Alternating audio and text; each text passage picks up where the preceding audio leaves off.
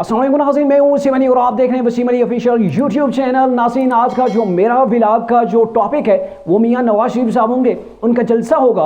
और बेसिकली अगर आज पाकिस्तान का electronic, print media, national TV, social media कोई भी आप उठा के देख लें, नवाज शरीफ जो 4 साल बाद आया है और आते ही छा गया है, वो नवाज शरीफ जिसको 4 साल कबल पाकिस्तान के मीडिया से ब्लैकआउट कर दिया गया था। सिर्फ नून लीग का सोशल मीडिया एक्टिव था जो नून लीग की जो चीज़ें, जो खबरें, जो न्यूज़ थी वो दिखा रहा था। अदरवाइज पाकिस्तान के मीडिया से उनको ब्लैकआउट कर दिया गया था। नवाज शरीफ तो दूर की बात, नवाज शरीफ का कोई चाहने वाला का इंटरव्यू देता था तो उसका इंटरव्यू भी जो वो नशर नहीं किया जाता था। अगर कोई गलती से चैनल नशर कर दे तो उस चैनल को बंद कर दिया जाता था। लेकिन हालात ने, वक्त ने ऐसा पलटा खाया कि आज सुबह से मैं देख के हैरान हूं कि लम्हा बा अभी नवाज शरीफ साहब दुबई के अंदर हैं, कब फ्लाइट के अंदर बैठे, कैसे बैठे, कौन उनके साथ है, मीडिया वो रिपोर्ट कर रहा है। और जो शख्स उरूज के ऊपर था, पीक के ऊपर था 2017-2018 के अंदर, आज वो जेल के अंदर बंद है, उसका कोई नाम नहीं ले रहा। हत्ता कि आज जो मुस्लिम नून का मीनारे पाकिस्तान के ऊपर दबंग किस्म का जो जलसा हुआ, उस जलसे के अंदर इमरान खान का सिंगल टाइम भी जो है वो नाम नहीं लिया गया। तो आप अंदाज़ा लगा लें कि जिसे अल्लाह चाहता है उसे उरूज बख्शता है, जिसे चाहता है अल्लाह उसे पस्ती के अंदर गिरा देता है। और ये वो नवाज शरीफ ने उस वक्त अदालत के अंदर खड़े होकर कहा था कि मैं अपना फैसला अल्लाह पर छोड़ता हूँ। और आज आप देख लें कि नवाज शरीफ के रास्ते की कैसे रुकावटें ख़त्म हुई, कैसे नवाज शरीफ पाकिस्तान वापस आए और मीनारे पाकिस्तान के अंदर इन्होंने एक ज़बरदस्त किस्म का जलसा किया और अवामी वहाँ पे जज्बात भी हमें देखने को मिले। तो ये सारी चीज़ें हमें बता रही हैं कि आने वाले इलेक्शन की तारीख का तो कोई पता नहीं, लेकिन एक चीज़ जो है वो नज़र आ रही है कि आने वाले टाइम के अंदर जो पाकिस्तान का प्राइम मिनिस्टर बनेगा वो नवाज शरीफ साहब बनेंगे। ये अब तक की मेरी जो असेसमेंट है वो आपको बता रहा हूं, क्योंकि एक नज़र आ रहा है पाकिस्तान के अंदर एक ग्राउंड तैयार हो रहा है। जैसे 2018-17 के अंदर वो ग्राउंड बन गया था कि इमरान खान के पास गवर्नमेंट जाएगी, नून लीग को जो है वो अड्डे लगा दिया गया था। और अभी जो ग्राउंड बन रहा है, जो सिनेरियो डेवलप हो रहा है, उससे आप अंदाज़ा लगा सकते हैं कि अगली आने वाली गवर्नमेंट मुस्लिम नून की होगी। जो जलसा हुआ मीनारे पाकिस्तान के ऊपर, इससे क्या खदोहाल थे, जलसा किस कदर कामयाब था। मियाँ साहब ने, जो सबसे बड़ा अहम सवाल है कि मियाँ साहब कौन सा बयानिया लेके पाकिस्तान आए हैं, अवाम को ये कौन सा बयानिया जो वो फीड करेंगे और कौन सी इनकी स्ट्रेटजी होगी जिसके जरिए से आगे बढ़ेंगे। और क्या मियाँ साहब अगर गवर्नमेंट उनको मिल गई तो वो इंतकाम की सियासत को उरूज बख्शेंगे, वो इंतकाम लेंगे या नहीं, तमाम की तमाम तफसील आज के ब्लॉग के अंदर आपके सामने रखेंगे। लेकिन उससे पहले मेरी होगी आपसे गुजारिश कि अगर आपने अभी तक हमारे चैनल को सब्सक्राइब नहीं किया तो काइंडली अभी हमारे चैनल को सब्सक्राइब कर लीजिए, बेल आइकन को प्रेस कीजिएगा। मैं आपका ज़्यादा वक्त नहीं लेना चाहता, इसलिए कोशिश करूँगा कि अपने इस ब्लॉग को शॉर्ट करूँ, जो अहम चीज़ें, जो अहम क्वेश्चन हैं आप लोगों के, उनको ऊपर ही बात करूँ। तो सबसे पहले आपको बताऊँ कि मियाँ साहब जैसे स्टेज के ऊपर जाते हैं, वहाँ पे मरियम नवाज साहिबा, मियाँ साहब और मियाँ शहबाज शरीफ साहब, काफ़ी एक तो ये ना एक्साइटमेंट है क्राउड के अंदर भी, स्टेज के ऊपर भी, लेकिन वहाँ पर ये रो रहे थे।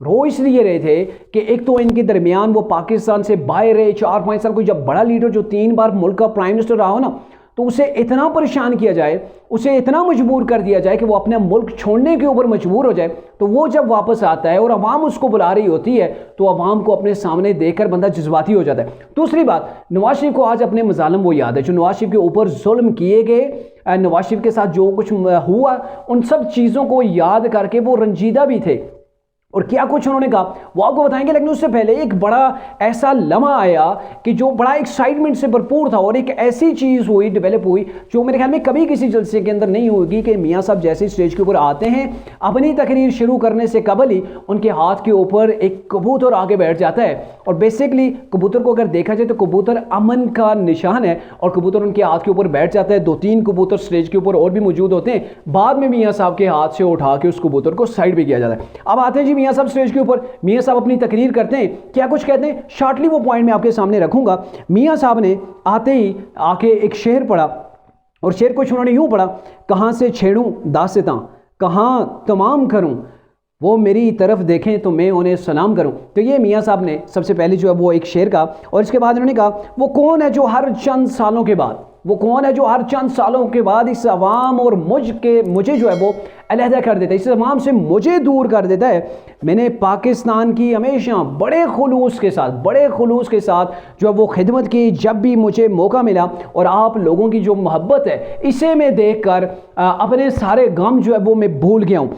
फिर मियाँ साहब क्या कहते हैं जी, मियाँ साहब के हाथ में बिल आते हैं जी, बिल उठा के मियाँ साहब दिखाते हैं कि ये मैं आपको बिल दिखा रहा हूँ। और बिल दिखाने का जो बेसिक मियाँ साहब का मतलब था कि इस इलेक्शन के अंदर, ये जो अब इलेक्शन होने जा रहे हैं 2023 के मेरे ख्याल में जनवरी के अंदर, 2024 के जनवरी के अंदर इलेक्शन होने जा रहे हैं, तो इसके अंदर मियाँ साहब का जो बयानिया है वो यहाँ से शुरू हो जाता है। मियाँ साहब क्या कहते हैं जी, वो बिल दिखाते हैं। बिल दिखाने का मतलब ये है कि जब मैं पाकिस्तान से गया था, पाकिस्तान के हालात क्या थे, पाकिस्तान के अंदर महंगाई कहाँ पे थी, पाकिस्तान के अंदर जो स्ट्रक्चर है, इंफ्रास्ट्रक्चर है, उसकी बुनियादी हालत क्या थी, पाकिस्तान के अंदर किस कदर जो है वो तरक्की हो रही थी, क्या डेवलपमेंट्स हो रही थी, उन चीजों का मुवाजना करना है 2023 के पाकिस्तान से। यानी कि 2017 के पाकिस्तान का मुवाजना किया जाएगा 2023 के पाकिस्तान से। और यही इलेक्शन के अंदर आपको नजर आएगा कि मियां साहब वो बयानिया जो 2018 के अंदर रखा गया था कि वोट को इज्जत दो, इस बार मियां साहब के पास ये नारा नहीं होगा, ये बयानिया नहीं होगा, बल्कि बयानिया क्या होगा कि मेरी कारकर्दगी देखें, 2013 से लेकर 2018 तक मेरी कारकर्दगी देखें, और उस कारकर्दगी को देखते हुए आपने मुस्लिम लीग नून को वोट देने के कैसे हमने पाकिस्तान को किस बमर से, दहशतगर्दी से, बिजली की लोड शेडिंग से, और जो पाकिस्तान की दीगर मुश्किलात थी उनसे कैसे हमने निकाला 2018 के अंदर। तो ये कंपेयर किया जाएगा आज के इस जो इनकी स्पीच थी उससे, हमें यही चीज़ वो नज़र आई है। फिर इसके बाद उन्होंने वो बिल दिखाया काफ़ी देर, उसके बाद जो उसके ऊपर डिबेट की, जब तो बताया कि 2016 के अंदर बिजली का बिल जो 800 रुपये था, 2022 अगस्त के अंदर यही 8000 को जो है वो क्रॉस कर गया था। तो देखिए नवाज शरीफ का वो पाकिस्तान ठीक सा ये था, क्यों नवाज शरीफ को निकाला गया जो कि अवाम की खिदमत कर रहा था। फिर नवाज शरीफ थोड़े से दुखी हो गए, उन्होंने अपनी फैमिली को याद किया, और फैमिली के हवाले से उन्होंने ये कहा, नवाज शरीफ ने कहा कि मेरे ज़ख्म जो है वो हरे हैं, लेकिन मैं आपकी जो हमदर्दी, आपका जो जज्बा है, जोश है, वलवला है, जैसे आपने मुझे वेलकम किया, वो मैं देख कर सारे गम भूल रहा हूँ। लेकिन इट्स नॉट मीन कि मैं सारे गम जो है वो भूल जाऊँगा, मैं इन गमों को साइड पे रख रहा हूँ। कौन कौन से गम की जो है वो जिक्र कर रहे हैं मियाँ साहब? मियाँ साहब कहते हैं मेरी अहलिया, मेरी जो वाइफ हैं, और उनका उन्होंने जिक्र किया, अपनी वालदा का जिक्र किया कि ये लोग जो है वो मेरी सियासत की नज़र हो गए। ये लोग, पहले वालिद को मैं कंधा नहीं दे सका जब उनको कब्र के अंदर नहीं उतार सका, फिर मेरी जो है वो अहलिया फोत हो जाती हैं, उनको नहीं कंधा दे सकता, मेरी वालदा फोत हो जाती हैं, उनको कब्र के अंदर में नहीं उतार सका।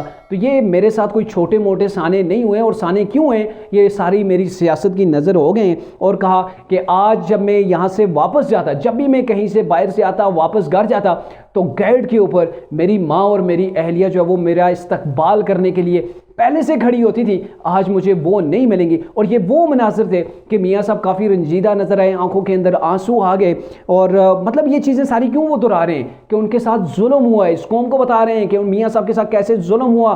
आज जो मजलूम बने फिरते हैं यानी कि तहरीक इंसाफ वाले, वही गवर्नमेंट के अंदर थे जिस गवर्नमेंट के अंदर मौजूद थे। फिर उन्होंने अहलिया का जिक्र किया कि जिस रोज़ उनकी अहलिया का इंतकाल हुआ, उस रोज इन्होंने जेल के जो वार्डन है उनकी मिन्नतें की, तरले किए कि आपके पास 2 फ़ोन ये पड़े हैं, सैटेलाइट आपके पास फ़ोन, दूसरा वो PTCL फ़ोन लगे हुए हैं, तो काइंडली मेरी एक बात करवा दें मेरे बेटे किसी से, मैं अपनी अहलिया की तबीयत का पूछना चाहता हूँ, आज मेरे दिल थोड़ा सा जो है परेशान है। उन्होंने कहा जी नहीं, इजाज़त नहीं है। फिर कहा गया आप ही पूछ के मुझे बता दें।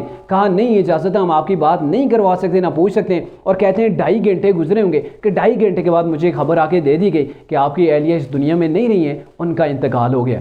मतलब एक काल, छोटी सी काल, उसके ऊपर बात नहीं करवाई गई। और मैं देख रहा था कि रिसेंटली ऐसे 2 रोज़ कबल ही जो साइफर केस के अंदर इमरान कैद हैं, तो उनको उनके बेटों से बात करवाने के लिए, हालांकि बेटे वो पाकिस्तान के अंदर मौजूद नहीं है, वो पाकिस्तान के अंदर आते नहीं है, बाप उनका जेल के अंदर है, एक ट्वीट तक उन्होंने नहीं किया, तो उस औलाद के साथ भी बात कराने के लिए सुप्रीम कोर्ट जो ट्रायल कोर्ट थी, उन्होंने इसका हुक्म दिया कि आप इनकी बात अपने बेटों से करवा लें। लेकिन इमरान खान के दौर के अंदर इतना भी नहीं हुआ। और आज इमरान खान के साथ जो कुछ हो रहा है ना, वही मकाफात अमल है, वही जो है वो दोहराया जा रहा है इमरान खान के साथ। इन्होंने कहा जी, मियाँ साहब ने आगे चलते हुए कहा कि मेरे दौर के अंदर उन्होंने फिर वो चीज़ें सारी गिनवाई कि रोटी 4 रुपए थी, बिजली जो थी वो कितनी सस्ती थी, पेट्रोल 104, पेट्रोल जो है वो 60 रुपए था, डॉलर 104 रुपए के ऊपर छोड़ गया था और आज डॉलर कहाँ पे है। मतलब उन्होंने सारा मुवाजना किया, वो कंपेयर करवाया। तो बेसिकली वो मैंने पहले आपको कहा ना कि मियाँ साहब का ये इरादा था कि अब हमने जो इलेक्शन लड़ना है, इलेक्शन के अंदर अवाम के अंदर एक बयानिया जो हम नैरेटिव लेके जा रहे हैं, वो नैरेटिव क्या होगा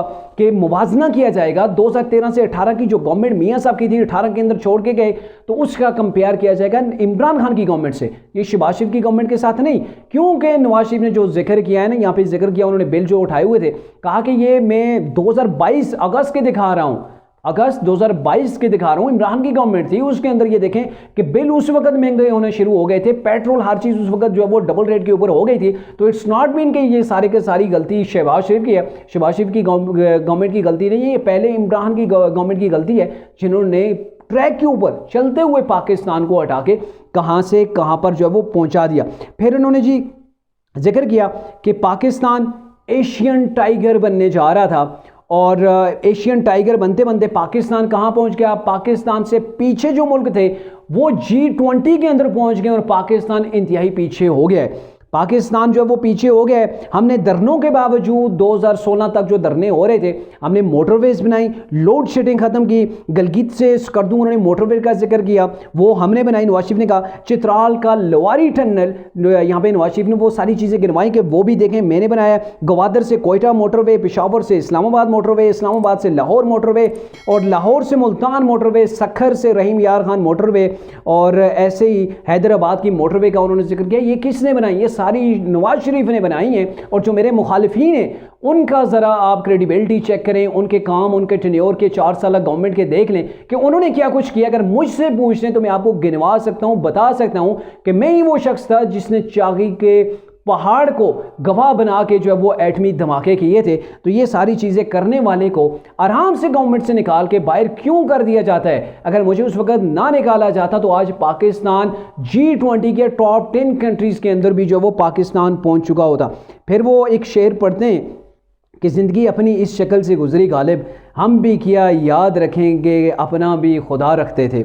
ये उन्होंने जो वो शेर पढ़ा है। और फिर इसके बाद वो कहते हैं कि मेरे दिल में ये तमन्ना नहीं है कि मैं इंतकाम लूँ, मेरे दिल के अंदर तमन्ना ये है कि पाकिस्तान की आवाम खुशहाल हो, आप लोग खुशहाल हो जो यहाँ पे बैठे हुए हैं, पाकिस्तान के अंदर अमन आए। मेरी जो अल्लाह ना करे कि मेरे दिल के अंदर कहीं पर भी इंतकाम की जो है वो आग बढ़ के, ये नहीं कि नवाज शरीफ के दिल के अंदर वो दुख है, वो दर्द मौजूद है, लेकिन उनके कहने का मतलब ये है कि जो मैंने कहा था ना कि मैंने एहतसाब करना है, वो जजेस, वो जर्नल, उनके एहतसाब की बात अब मियाँ साहब नहीं कर रहे। इट्स मीन कि वो अपने दर्द को दबाएंगे, इलेक्शन लड़ेंगे, इलेक्शन के अंदर कामयाबी हो गई इनकी तो फिर समझें कि इनके जो गम थे उनका मदावा हो जाएगा। और अगर कामयाबी नहीं होती तो फिर सिनेरियो जो वो डिफरेंट हो जाता है, फिर उसके बाद वो डिफरेंट होगा। इन्होंने ये कहा कि लोग हमारा बयानिया पूछे, यहाँ से नवाज शरीफ का बयानिया समझ आ जाता है कि वो किस बयानिए के मुताबिक नेक्स्ट इलेक्शन के अंदर जाएंगे। बड़ा अहम है, इसको आपने गौर से सुनना है। उन्होंने कहा जी हमारा लोग बयानिया पूछते हैं, ऑरेंज लाइन जो है, ऑरेंज ट्रेन है, उससे हमारा बयान, वो हमारा बयानिया, उससे बयानिया पूछिए।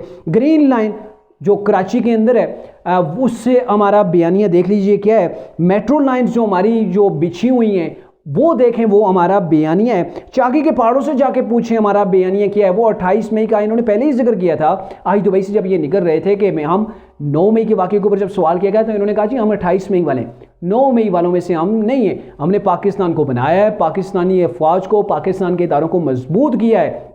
हमने 9 मई के वाक़े की तरह जो लोग उसके बिहाइंड थे उनकी तरह पाकिस्तान को तोड़ने की कोशिश नहीं किया। पाकिस्तान की रियासत, पाकिस्तान की स्टेट के खिलाफ हमने साजिश नहीं किया, बल्कि अपने स्टेट को हमने मजबूत किया।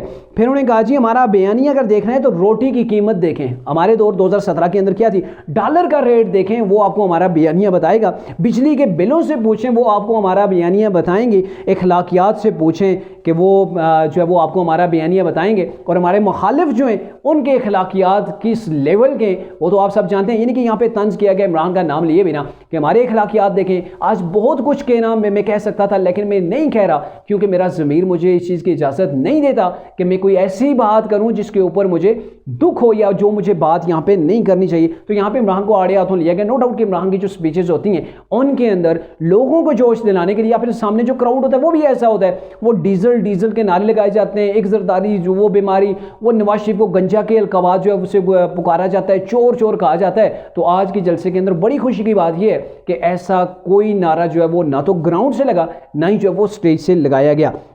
फिर नवाज शरीफ साहब ने एंड करते हुए स्पीच के अंदर, मतलब आपने वो बयानियां दे चुके हैं कि हमने एहतसाब का बयानिया नहीं लेके बढ़ना, हमने एहतसाब को छोड़ना है और आगे मुल्क को जो बढ़ाना है। तो इन्होंने यहाँ पे कहा कि मैं चाहता हूँ कि सब मिलकर चलें, अगर सब मिलकर नहीं चलेंगे, इदारे और सियासतदान हम सब मिलकर नहीं चलेंगे तो पाकिस्तान आगे नहीं बढ़ना है।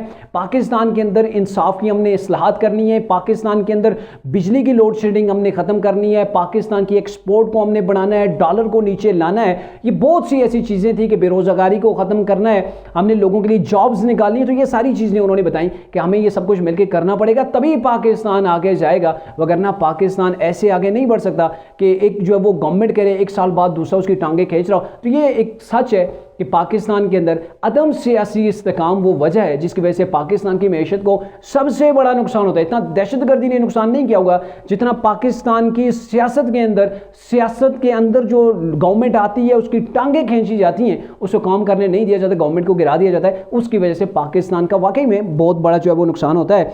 लास्ट में इन्होंने दुआ की, फ़लस्तीन के लिए दुआ की, फ़लस्तीन के लिए करारदाद के तौर पर ये चीज़ें पेश की गई और पहले भी पेश की गई कि पाकिस्तान ये मुतालबा करता है आलमी दुनिया से कि फ़लस्तीन और इसराइल के मामले को हल किया जाए। फ़लस्तीन के ऊपर जो जुल्म है, बर्बरियत है, या कश्मीर के अंदर इसका मुनसिफाना हल होना चाहिए, ये बर्बरियत जो है वो ख़त्म होनी चाहिए। और फिर एंड में वही जो मियाँ साहब नारा लगवाते होते हैं, पाकिस्तान जिंदाबाद का उन्होंने नारा लगवाया, और ये था वो सारा नक्शा आपको समझ आ गया होगा कि मियाँ साहब अब पाकिस्तान आए हैं, पाकिस्तान के अंदर उनके लिए कैसे ग्राउंड जो है वो तैयार हो गया, उनकी रुकावटें ख़त्म हो गई हैं। मियाँ साहब ने अपना बयानिया दे दिया है, एक कामयाब जलसे के साथ उसका इफ्तिताह भी हो गया है। अब इलेक्शन की तैयारी के लिए मियाँ साहब निकलेंगे, पाकिस्तान के मुख्तलिफ सूबों के अंदर लोगों को बताएंगे कि 2013 के हालात कैसे थे, 2018 के अंदर हम कैसे छोड़ के गए और अब हालात पाकिस्तान के कैसे हैं, और जो लोग पाकिस्तान के इदारों के ऊपर हमले करते हैं वो जेलों के अंदर बंद हैं, इंसाफ जाने और वो जाने।